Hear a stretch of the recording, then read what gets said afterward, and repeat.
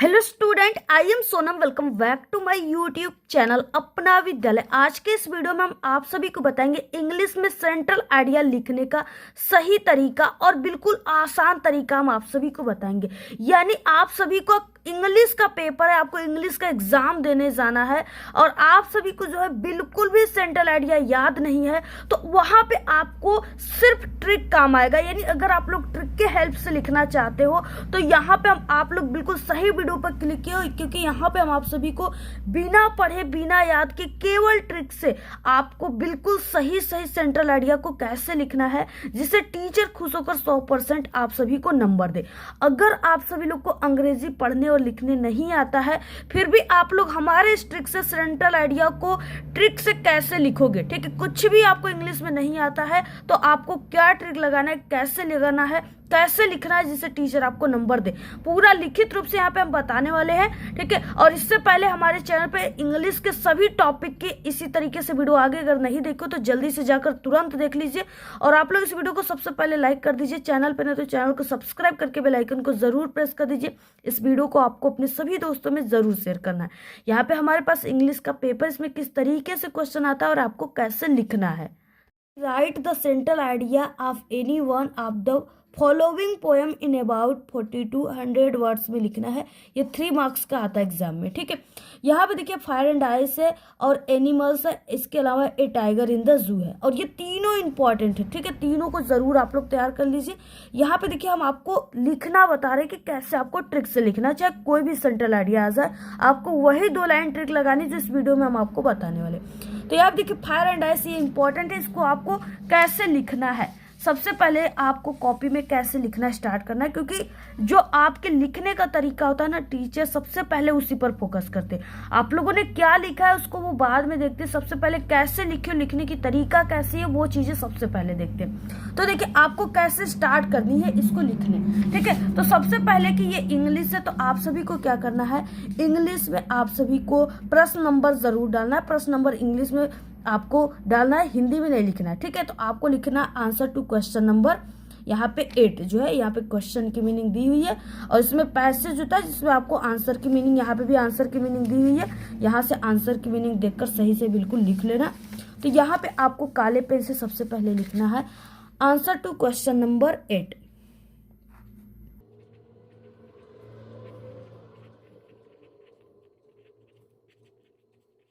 से लिखने के बाद, ठीक है, अब यहाँ पे आप सभी को क्या करना है, यहाँ से बिल्कुल सही सही मीनिंग फायर एंड आइस का यहाँ से आप सभी को लिख लेना है। और जो भी कैपिटल लेटर में यफ लिखा है तो यफ कैपिटल लेटर में लिखना है, आई को भी आपको कैपिटल लेटर में लिखना है, ठीक है। काले पेन या काले स्केच से यहाँ पे आपको लिख देना है।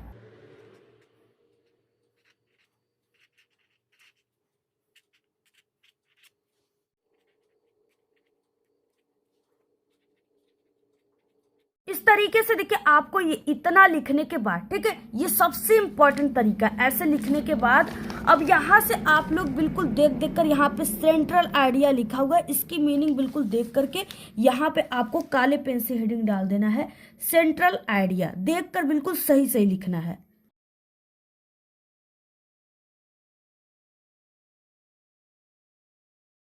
तो इस तरीके से आपको सेंट्रल आइडिया ऐसे हेडिंग डालने के बाद अब यहाँ से देखिए आपको 2 लाइन, सिर्फ 2 लाइन आप सभी को लिखनी है।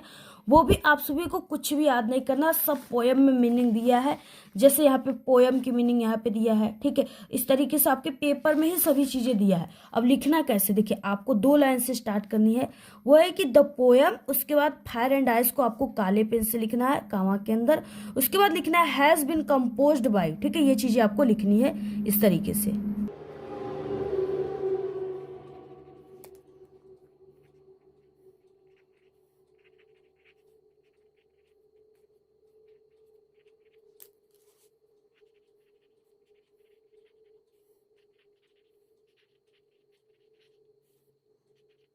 तो देखिए इस तरीके से लिखनी है द पोयम, और पोयम की मीनिंग इसमें यहाँ पे दिया हुआ है। यहाँ से आपको देखकर सही से, यहाँ पर भी दिया हुआ है पोयम की मीनिंग, देख करके सही से यहाँ पे लिख लो द पोयम। और फायर एंड आइस को आपको यहाँ पे आपके पेपर में दिया है, यहाँ से फायर एंड आइस, ठीक है। देखकर यहाँ से बिल्कुल सही सही फायर एंड आइस लिख दो और इसको काले पेन से लिखिए और कामा के अंदर लिखिए जैसे यहाँ पे लिखी गई है। उसके बाद देखिए हैज़ बीन कंपोज्ड बाय, इस तरीके से याद कर लेनी है। और इसके बाद आप सभी को लिखना होता है यानी कि पोएट का नाम, ठीक है। अगर आप सभी को पोएट का नाम नहीं याद है तो आप लोग मत लिखिए, कोई कंपल्सरी नहीं है, ठीक है। बाकी यहाँ पे ये जो रॉबर्ट फ्रॉस्ट है, इनके रॉबर्ट फ्रॉस्ट, ठीक है, यही इनके वो है पोएट है। तो अगर ये लिखना चाहो तो लिख सकते हो, अगर नहीं लिखना चाहते हैं तो बस आपको ऐसे लिखना है, the poem fire and ice has been composed by poet, ठीक है। पोएट क्या लिखना है, पोएट लिखनी है। पोएट की मीनिंग POET, पोएट है, बस इतना लिख दो यहाँ पे रॉबर्ट फ्रॉस्ट की जगह। इतना लिखने के बाद अब आपको देखिए ये लाइन एक और याद कर लेनी है, यह है कि in this poem the poet has described about, जो है आपको नेचुरल ब्यूटी लिख देना है, ठीक है। तो यहां से आपको लिखना है।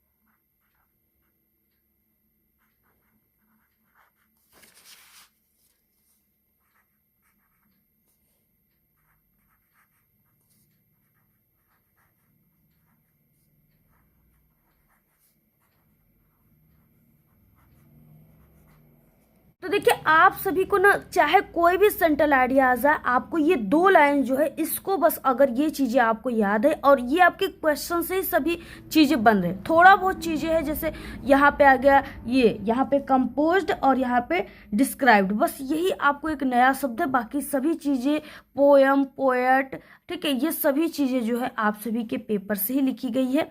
तो आप सभी को ये लाइन अगर याद है तो इतना आप लोग लिख दिए, ठीक है, इतना लिख दिए। और ये रॉबर्ट फ्रॉस्ट अगर याद है तब लिखिए, नहीं तो मत लिखिए। बाकी ये सभी चीज़ें तो आप लोग क्वेश्चन पेपर से ही लिख रहे हो।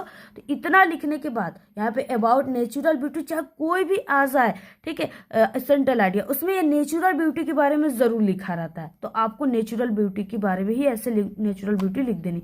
इसके बाद देखिए अब आप सभी को इसको क्या करना है, ये आपके पेपर में 3 नंबर का आता है और आपको 40 से 50 वर्ड में लिखना है। अब इसके बाद अगर आपको बिल्कुल कुछ भी नहीं आता है तो आपको क्या लिखनी है, ठीक है। अब इसके लिए देखिए आप सभी के पेपर में इस तरीके से जो है पैसेज दिया होता है, ठीक है। इस पैसेज में आप सभी को क्या करना है, यहाँ पे इस पैसेज में से ये आपका पार्ट है, आप सभी के पेपर में पार्ट भी रीडिंग सेक्शन है जिसमें ये पैसेज दिया होता है, ठीक है। अब इतना लिखने के बाद अगर आपको कुछ भी नहीं आ रहा है तो आपको क्या आना है, इस पैसेज में आना है और आपको ये फर्स्ट लाइन से नहीं, बीच लाइन से यहाँ से उठाना है एक फुल स्टॉप से, और एक अंदर ही यानी इसके बाहर नहीं निकलना, यहाँ से लास्ट स्टॉप तक, यहाँ से यहाँ तक आपको 1 2 3 4 5 ये 5 लाइन उठाना है और इसके बाद आपको ऐसे लिख देना है, ठीक है। आपको इतना लाइन लिखना है कि ये कम से कम इतना पेज चला जाए, आधे से थोड़ा सा अधिक, ठीक है। अब वहां से देख देख कर बिल्कुल सही सही छाप रहे हो। अब इसमें आपको मीनिंग वगैरह गलत नहीं होनी चाहिए, कट क्रॉस नहीं होनी चाहिए जो बीच बीच में ऐसे कट कर देते हो।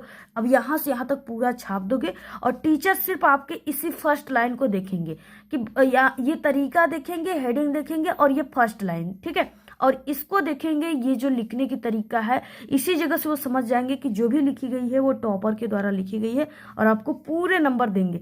और ये तरीका को देखेंगे तो समझ जाएंगे कि ये पूरा जो है सेंट्रल आइडिया सही लिखी गई, क्योंकि टीचर जो होते वो एक नहीं लाखों कॉपियाँ चेक करते, एक एक वर्ड को मिलाकर नहीं चेक करते, सिर्फ पहली लाइन को देखेंगे, अगर ये चीज़ें सही है तो आपको नंबर दे देते। तो यहाँ से पूरा यहाँ तक आप लोगों को कुछ नहीं याद है, नहीं आता इंग्लिश, तो ये ट्रिक ज़रूर लगाना, यहाँ से यहाँ तक पूरा लिख देना पैसेज से। और आपके ऑब्जेक्टिव क्वेश्चन में भी पैसेज होते हैं, 20 ऑब्जेक्टिव क्वेश्चन आते हैं तो उसमें से भी पैसेज की लाइन लिख देना, यहाँ से यहाँ तक पूरा भर जाएगा। और टीचर सिर्फ आपके ये लिखने की तरीका को देखेंगे और आपको यहाँ पे 3 नंबर का क्वेश्चन है तो 3 नंबर नहीं देंगे तो 2 नंबर देंगे, लेकिन ज़रूर आपको नंबर मिलेगा, ठीक है। पूरे 3 नंबर भी दे सकते हैं अगर टीचर ये जो है इसको, यानी इसको टीचर, बहुत सारे टीचर होते हैं पूरा नंबर देना नहीं चाहते, आधा 1 नंबर काट लेते हैं, तो इस तरीके से आपको यहाँ पे 2 नंबर 3 नंबर जरूर मिल जाएगा। तो इस तरीके से लिखनी है आपको, अगर नहीं याद है तो। और देखिए अगर आप सभी को आ रहा है, आप सभी को याद है ना, तो आपको हम यहाँ पे लिखने की तरीका, वो भी तरीका बता देंगे आपको। देखिए ऐसे लिखना है, यानी यहाँ पे हो जाएगा क्वेश्चन नंबर 8 है तो क्वेश्चन नंबर 8 ऐसे ऐसे। यानी अगर आपको याद है तो answer to question number fire and ice central idea लिख करके इस तरीके से पूरा लिख लेना अगर याद है तो, ठीक है। आपको नंबर और यानी पूरे नंबर मिल जाएंगे, इसमें कोई भी वो नहीं रहेगा कि नहीं मिलेगा नंबर। तो ये तरीका आप लोग लगा देना अगर याद है तो। नहीं याद है तो ये जो ट्रिक हम बता रहे हैं इसी ट्रिक से लिख लेना। ये ट्रिक कोई नई नहीं है, पिछले 5 सालों से हम बता रहे हैं और जितने भी कमजोर बच्चे हैं इंग्लिश में वो इसी ट्रिक से एक नहीं बल्कि लाखों बच्चे इससे पास हो चुके हैं। तो इस ट्रिक को जरूर लगाना। बाकी आपको वीडियो कैसा लगा अच्छी अच्छी प्यारी प्यारी कमेंट कीजिए और बाकी हमारे चैनल पे इंग्लिश में पास होने की सभी जो है टॉपिक की वीडियो आगे जल्दी से आप लोग 2 मिनट के लिए देखो, लेकिन जरूर ट्रिक की वीडियो देख लो, आपके लिए बहुत हेल्पफुल है। 100% पूरे इंग्लिश के पेपर में पास हो जाओगे, ठीक है। ट्रिक को जरूर लगाइएगा। वीडियो कैसी लगे अच्छी अच्छी प्यारी प्यारी कमेंट कीजिए। धन्यवाद।